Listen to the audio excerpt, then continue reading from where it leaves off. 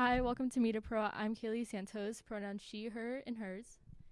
Hi, my name is Mateo Fernandez. I use he, they pronouns. And here are our pros for today. Hi everyone, my name is Dulce and I'm an architect. My pronouns are she, her, and hers. My name is Roberto Machado. I am chief engineer for a local manufacturing company, and my pronouns are he, him, his. So we're just going to start off with a little bit of introduction. So can you please tell us a little bit about you personally? Where did you grow up? What are your personal interests? And any unique details about yourself that you would like to share? Sure, I'll go first. So a little bit about myself. Like I said, I'm an architect. I was born in Mexico, so I lived there for all my childhood, and then I moved here when I was 15. So I kind of have this like the immigrant experience, you can say. I love everything related to design. So anything from interior design, which is not typically what I do professionally, but I like to do that for fun. I love hiking, hot yoga, and cycling, which kind of sounds like I'm super active, but it's like I do one of those things once in a while. But I love that. But yeah, I have a big family, so that's also not really a hobby, but I like spending time with them. So I was born here in the Central Valley. I'm originally from Tulare. I have the youngest of four, so I have two older brothers and an older sister. And lots of cousins, lots of aunts and uncles. They all live in Tulare. I think I'm the only one that actually moved away from Tulare. Yeah, everybody still lives over there. So we live here in Visalia now. Like I said, I work as a chief engineer at the manufacturing company known as Waterman. And we're actually in the process of changing our name to MPIX. Yeah, I've been there for 15 years, so quite a long time. And yeah, as far as like hobbies, trying to get back into running. I used to do quite a bit of running back in the day. Enjoy doing some woodworking projects, making lots of different playlists, especially for my friends and family.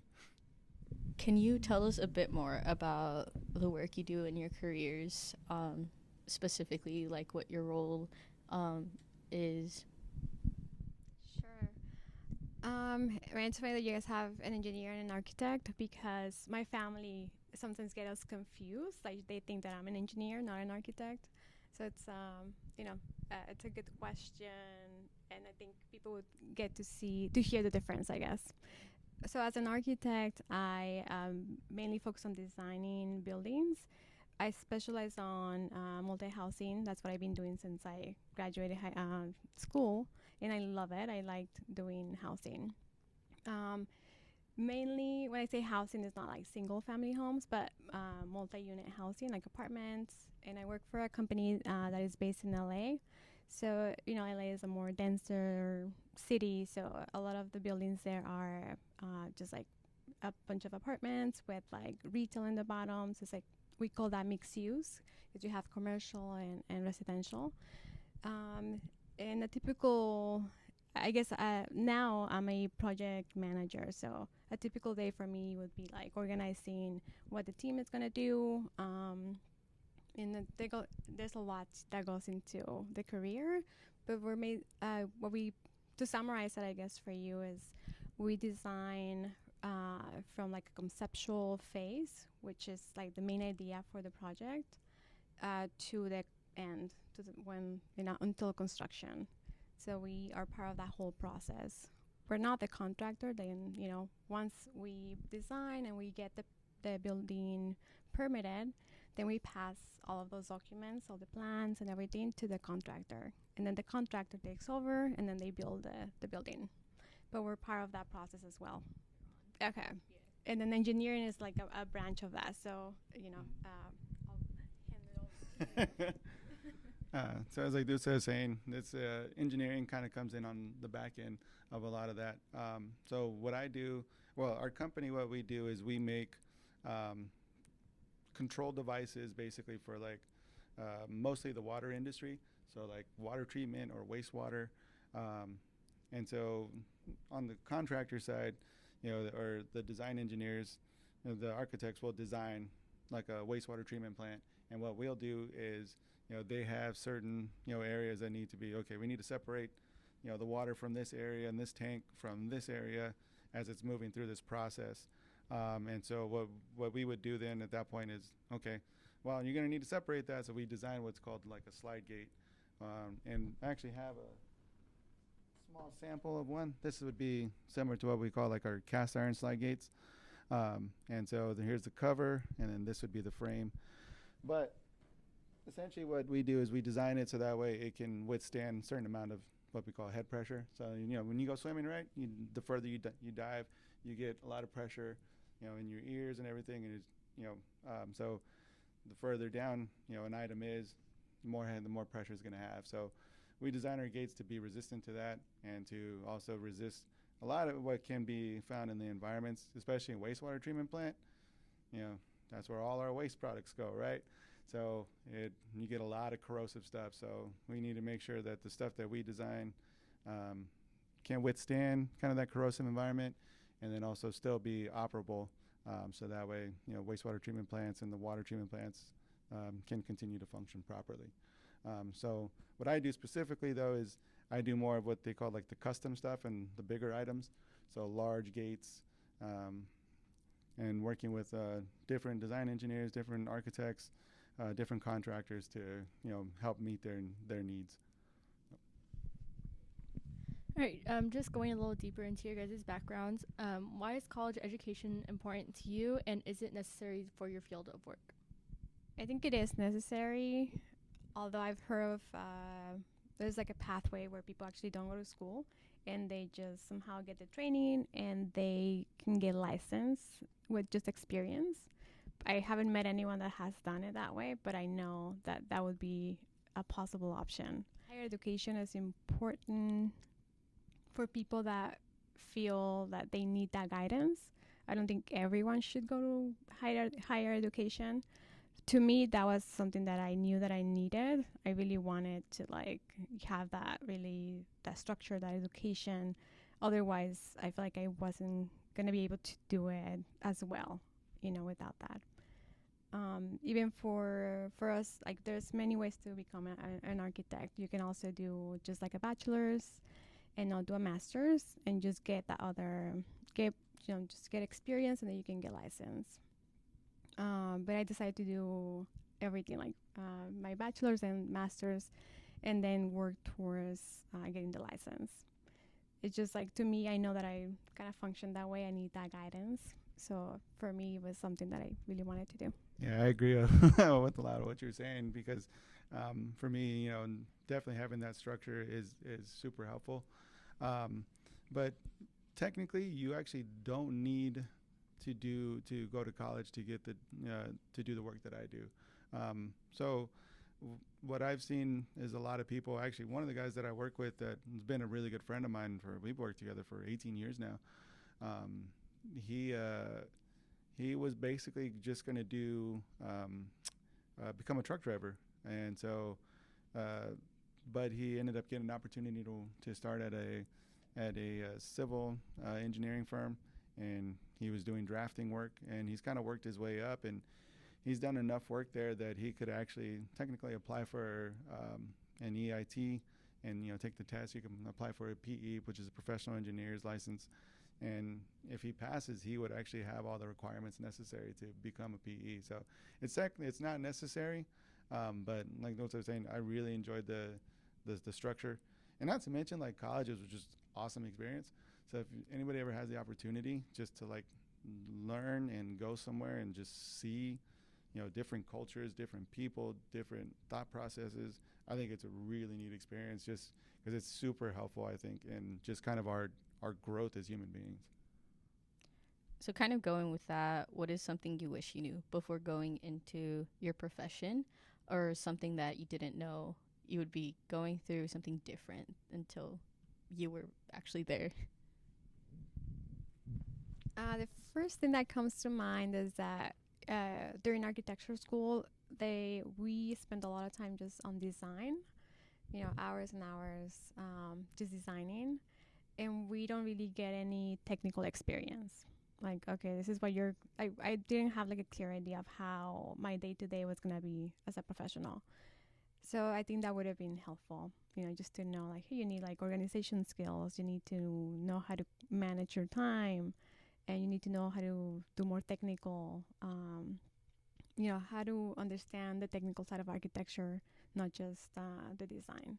I mean, we do have classes that are technical, but then people are just, 'cause design is fun, so we focus on the design side of it. But yeah, I mean, mainly those things. I think that would have been helpful. So for me, I think that probably knowing that that calculus was not really going to be required a whole lot, and like the work that I do, you know, part of the requirements for when you're trying to get a bachelor's degree, which is what I have in engineering, is you go through the different calculus courses, and there's a couple of other math courses like what's referred to as linear algebra and differential equations. And in reality, on the day-to-day stuff, the manufacturing side of things, it is utilized, but you've kind of simplified a lot of the math and the equations, so that way you don't use it on an everyday basis. Which, unfortunately, because I love math, like that was my second option if I didn't go into engineering, was going to become a math teacher. But for me, that was honestly one of the biggest things. Second, though, I hear exactly what Dulce is saying as far as like the technical side of things, because a lot of stuff looks great on paper and in school and stuff, but then when you actually get into like the actual industry, one of the things like I can put together a design for a slide gate or something else. It's like, this is going to be great, this is going to work amazingly, and then I present it to our engineering manager or our CEO, and next thing he would say, that's way too expensive. Like, we need to figure out a way to cut costs on this, still make it function to where it needs to be, but, reduce it down. What can we do? And so try to find the most cost-effective solution that still is, effective for what the customer needs are. Because I had these grandiose ideas of like, I'm going to design and build all these amazing things. And to an extent, if the budget's there, you can do those things. But at the same time, though, that's just kind of one of the realities that you kind of come into play, that you see as you get into the industry.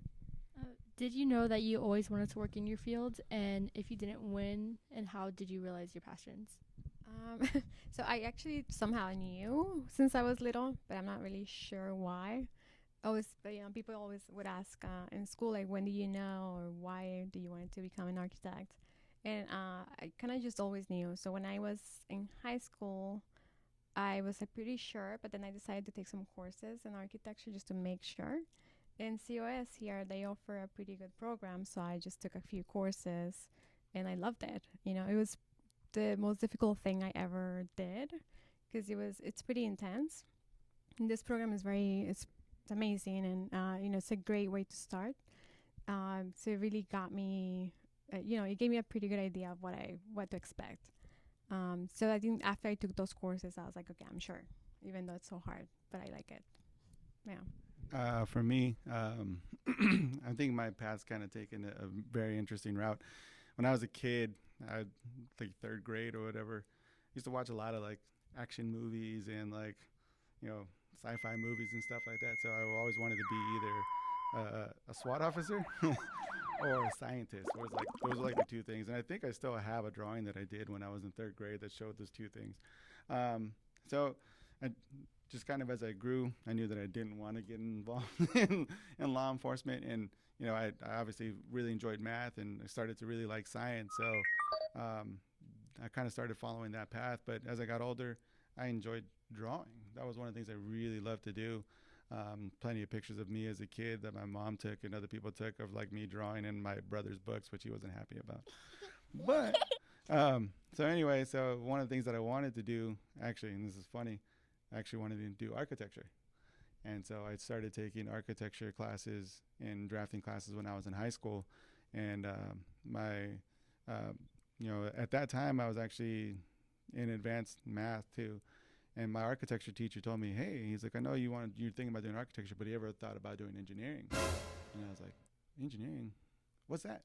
And so, he kind of explained to me, he's like, it's like, you want to do like civil engineering? He's like, so that might be an interesting opportunity for you. So I looked into it, went to the local library and started doing some research, and I was like, this sounds cool. And so I decided to get involved in that. And, that's kind of what started my major at COS and with civil engineering, and, kind of worked my way until I was able to get my bachelor's degree. Is there anything that either of you wish you could change about your field or your job? Or is there something that you're doing to kind of change what your field looks like? That's a complex question. I think there's a lot that our profession is working to improve on. I mean, one of the things is, now you guys probably know about this. Like, people are kind of trying to make everything more sustainable, and our profession is one of those things. Because buildings just take so much energy, so much materials, so much time from people. So that's one of the things that it's just we are as a profession together trying to just make it so that we can design in a more sustainable way, that we can the developers, the clients, that they want to design buildings that are more sustainable, because right now they're a little more expensive usually, right, than typical building. So for a client, for a developer to want to invest on a more sustainable construction, it just it doesn't really happen unless the government is actually having regulations and they're forced to apply those. Then that's when they do it. But it just takes a long time to actually get those, the new regulations implemented into our design process. I have probably two things that I would like to see changed. And I agree with a lot of what you're saying, Dulce, because, one of the things that when we do work on designs is trying to utilize our materials as best as possible. So we don't want to have a lot of waste product or like a lot of what we call drop, because if we can't find a use for a piece of stainless steel that has an odd shape, then, it gets either recycled in some manner. But if we can use it on some of our products, it'll be hugely helpful, right? So that way we're utilizing all the materials as best as possible. And we do have a good environmental team there that are helping us make sure that, we're being safe. We're utilizing our material the best way possible. We're reducing the amount of different chemicals, or if we do end up using them, in welding materials, stuff like that, they're contained properly and they're disposed of properly. So that's hugely one of the things that I think we can do more of, because we have a finite number of materials on this earth, and we can't be wasteful with those, because obviously we will run out at some point. And then the other thing would be honestly just having more diversity in our industry. One of the things that I'm thankful for is that we do have the company that I work for, the engineering department is, I'd say, we have myself and two other gentlemen are members of the Latinx community. Another guy who works for us, he's a member of the Asian community, and then we have two additional people that we just hired. And they're also members of the Latinx community. But that's not always necessarily the case, right? I mean, it could be, STEM, part of the reason why so many schools and so many organizations have invested in, bringing in other people from diverse cultures, is because traditionally we haven't had a lot of big numbers in those arenas. And also too, gender diversity as well. Again, I mean, as I mentioned, everybody in our engineering department is all women. I mean, all men, sorry. But, that's one of the things, like, you would like to see more of that, because, again, just having a larger diverse population of people within the industry, I think would be hugely beneficial. So as far as, like, me trying to help, one of the things that I do is, I'm doing talks like this, trying to inspire other people who want to, get into that field. Maybe they feel that they don't have that opportunity, or maybe it's going to be difficult.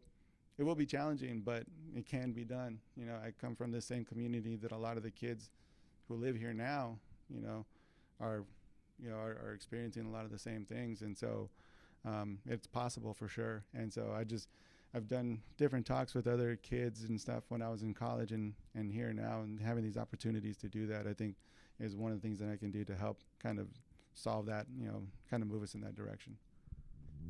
Being an engineer and an architect, there's a lot of time, effort, and creativity that goes into that. Do you guys ever experience burnout where you just feel stuck or out of ideas? And if you do, how do you overcome that? There's been times when I've experienced burnout, for sure. Unfortunately, I kind of have a tendency to be a workaholic, and so I will put in a lot of extra hours, and where I'll focus most of my life was, a huge chunk of my life was focused on, accomplishing certain goals. Was like whether it was going to school and like getting my degree, graduating high school, whatever the case may be. Like work is a lot of the same type of thing. So to avoid that, I've, having an amazing spouse, you know, talking to them about, the situations that we find ourselves in, and trying to make a more of an effort to give myself some, I guess, like me time, or, at least time away from work where I can have that opportunity to spend time with my child and spend time with, my spouse, and, just enjoy being in their presence. As far as like with work itself, one of the things that I'm doing, as far as like trying to avoid burnout or just kind of getting stagnant on one design is, I'm fortunate enough we have a shop out there where I can go and take a walk, and I talk to some of the shop personnel, and I ask them, hey, what do you think we need to do differently? And, they'll tell me like, yeah, you guys have been doing this all wrong the entire time.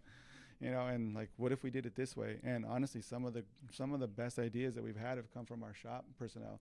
So that's been hugely helpful. And so we'll go back to my desk and just kind of inspired by something that they've told me about, and it just gives me an opportunity to kind of like approach things with a kind of a different lens, and that's helpful just because having outside influences and input, that helps make, to me anyway, like the best decisions, the most well-informed decisions. Yeah, I think I agree with most of what you're saying. It's very similar to me. Like I also I try to just keep it in the back of my mind, like, okay, how tired am I now? Like I need to when can I take a break? When should I take a break? Because when you're doing something for a long time, it just really gets to you.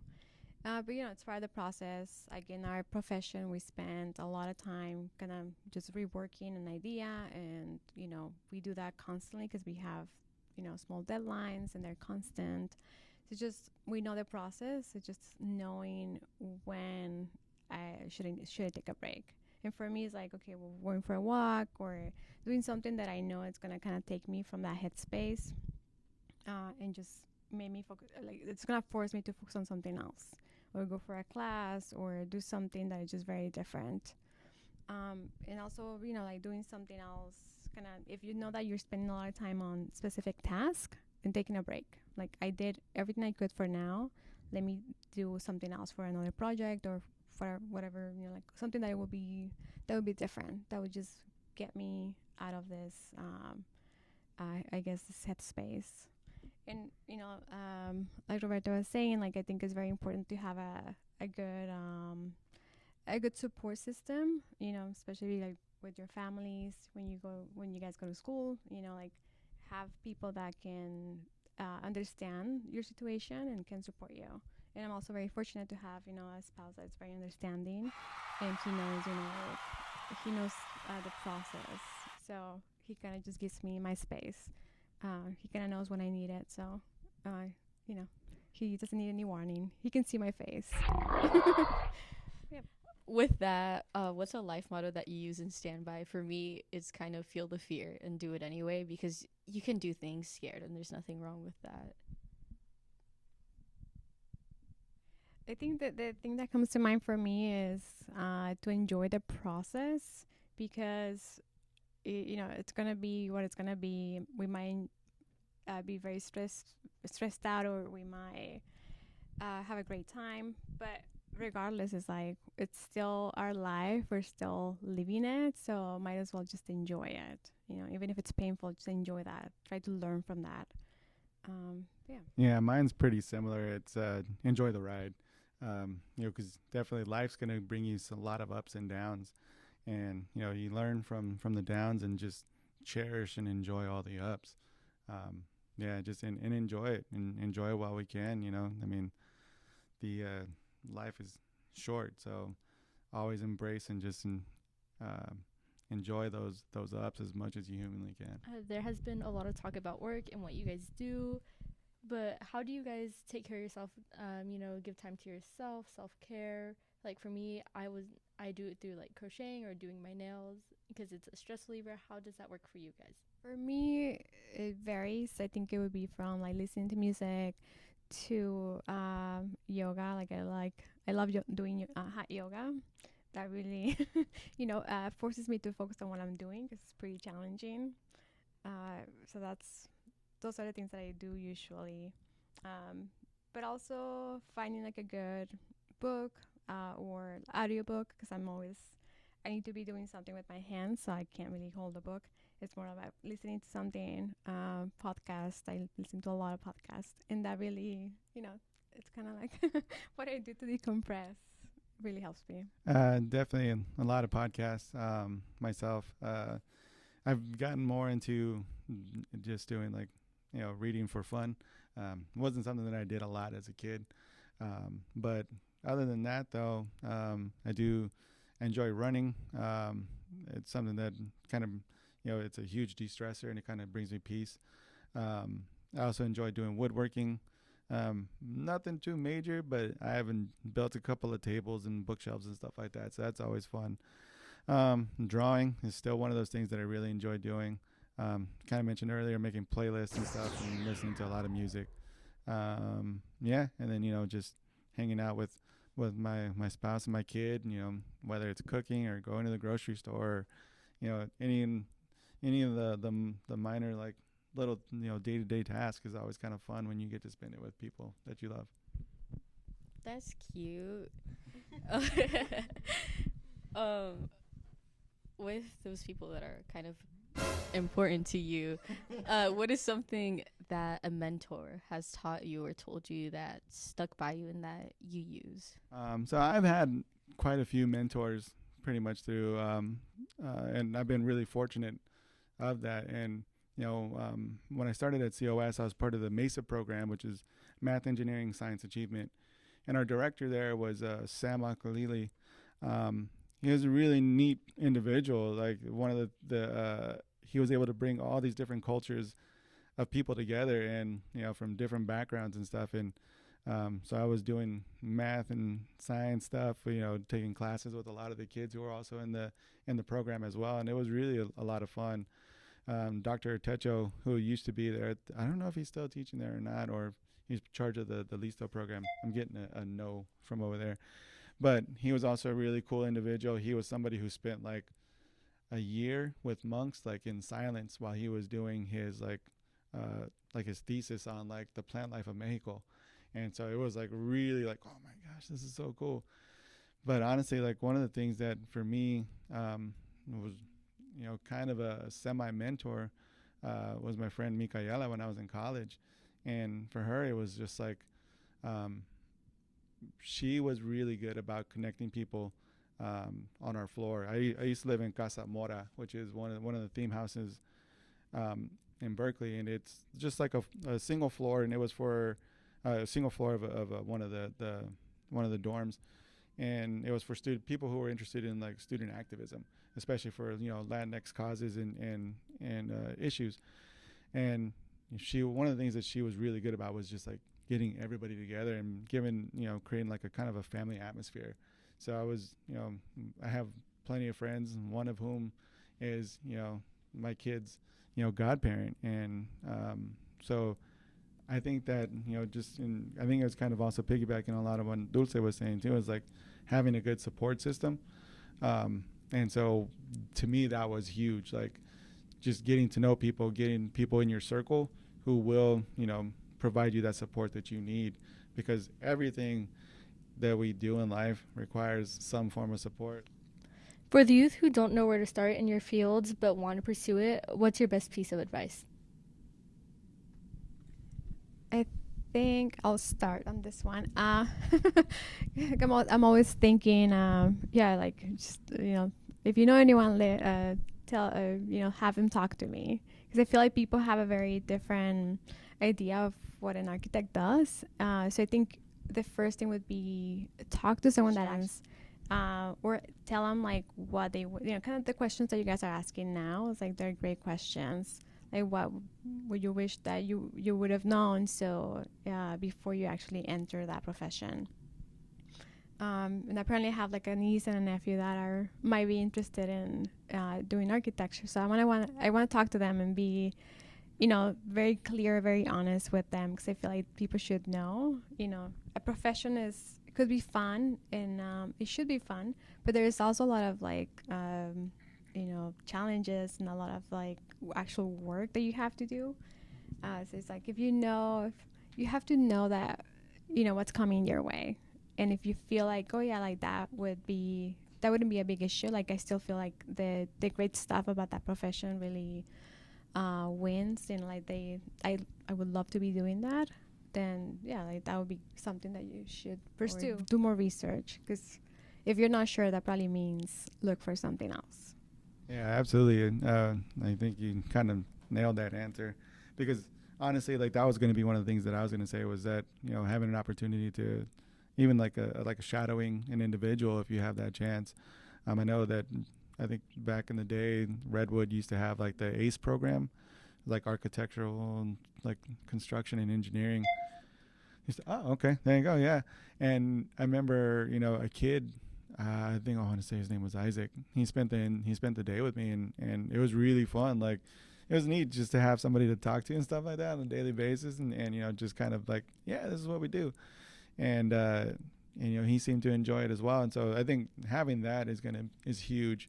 And then like, if you want to take some coursework when you get into college, let's say you're undecided and you're thinking about doing something like an engineering or architecture or any course really, sometimes you can audit a class, or you can just kind of sit in, and see if it's something that you like, if you're interested in, and see if it keeps your interest. I think that'd be definitely a huge way to kind of see if it's something that you want to do. This one is engineering specific. So you're a mechanical engineer. How is it different from the other forms of engineering, such as electrical, civil, and like auto? Okay. So with mechanical engineering, I design kind of more on the smaller components. And that can range in a whole array of different fields as well. I remember when I was in college, these guys were designing a boxing glove and the system to measure like your punch strength. Like that was like their senior project that they were doing. And so, but what I do is kind of more in the water industry. But there's plenty of opportunities in just kind of different fields. Even these stands, for example, where the lights are on, somebody probably designed them and has to figure out how much weight they can handle, right? And so that's kind of the mechanical field. It was like civil, that was the area I started in. It works a lot with you do a lot with like structures. You can design bridges, but you can also get into like water engineering too, or like environmental engineering, where you design systems and components that'll help keep our environment safe. There's nuclear engineering, if that's something that really entices you. Maybe there's a way of utilizing nuclear energy. Aerospace, right? If you want to work for NASA or something, that's another really cool opportunity. It really comes down to what it is that you really like. And for me, like I was mentioning earlier, I wanted to do architecture, and then when I decided I wanted to do civil engineering, I was like, I get to design bridges. This is going to be rad. Like, so that was what excited me. But yeah, so and again, it all just depends on what it is that you like. And I'm sure that some of those other industries probably have different requirements for their design and stuff. But yeah, I mean, like I said, I've done civil and mechanical, so I can explain a lot of those too. Okay, no, this one is for the architect. How many different types are there, and could you explain them to us? I'll do my best. I think there's a lot of types of architecture. But in general, you have like the residential side that, it's kind of what I do. You also have single family residential, which is like, our typical single family hospitals, which have their own regulations. Civic, including like churches, so educational, so schools, which have their own regulations. And firms that do schools, they usually just kind of, stay there. And I'm sure I'm forgetting many because there's, very custom and very specialized types. But those are like the main types that come to mind. Do you have any questions for us or about the HEAL project? Yeah, I think I would like to know more about what you guys are interested in to study or to do as, adults. So right now I'm majoring in journalism. I'm thinking of doubling in political science. But I am really interested in math. I was just like, mathematicians, what do they even do? Like that's weirdo stuff. And but what you're saying about engineering and architecture is really interesting me. So I'm like, I mean, I don't need that right now. Like, I don't need to be thinking about what if I can do this, but it is very interesting to me. So I appreciate all that you're sharing. I am going to US as a liberal arts and humanities major. I'm going to specialize in nonprofits and community-based organizations because I have been an intern for HEAL, and I realized while I'm here, this is what I would love to do for the rest of my life. So thank you to Freddie and Tanisa, even though, and Gabby. And I love what I do here, and I just want to keep that forever. So for people who are interested, what is the age range for people who want to enjoy the HEAL project? I believe it is 13 to 26, or that's what our grant serves. We're served by Elevate Youth California, and their age range is 13 to 26. But I think specifically for HEAL, it's 13 to 18 because we do like to work with VOSD, and those are the people or the ages of the people who we would like to work with. So high school age? Yeah, high school and middle school. Yeah, I guess I have another question for you guys. For people that are thinking of joining HEAL, is there something specific that you would like to share with them that you have gained from the program? I know you mentioned that you got excited about working for a nonprofit, but was there anything specific that you think would be valuable for them to know? So HEAL is made specifically for queer youth of color. And I would like to say that I've found it to be a very casual space. Like, you know how at the Source, it's like, the Source is a local LGBT center. It's a lot of queer people. We talk about being queer, and that's great. But in HEAL, I feel like we're just allowed to exist as queer people, and we're allowed to exist as people of color. And you learn from these mentors about your cultures, things you didn't know. Like, I'm Chicano. A lot of people that work here are Chicano or Latinx, and I feel that I've learned to appreciate my culture in that way. I've also, like I said, they're mentors. They help you as much as they can. They support you as much as they can, and you're always welcome. Another thing I would like to add about HEAL is, yes, it's a not even very, extremely safe space for everybody. And I just really value everything that they teach us here. Like with our last coalition that me and Mateo have just finished, we have learned to public speak. We've learned policy work, which is very important. And we've also learned to take up the space around us, obviously not in an ignorant way, but just to make our voices heard and, to make us feel like we are part of our community. I think that's mainly everything that I would take from them. Thank you. Yes. Just a couple of shout outs before we end today to Osmar. Even though he couldn't be here with us today, he has provided some of the questions that we have asked. These two are not just people that we know. They are the spouses of some employees at HEAL. So thank you to Freddie and to Nisa for providing them. And this is actually our last Meet a Pro episode. So thank you for joining us all summer. And we hope to see you guys again. Good. Bye.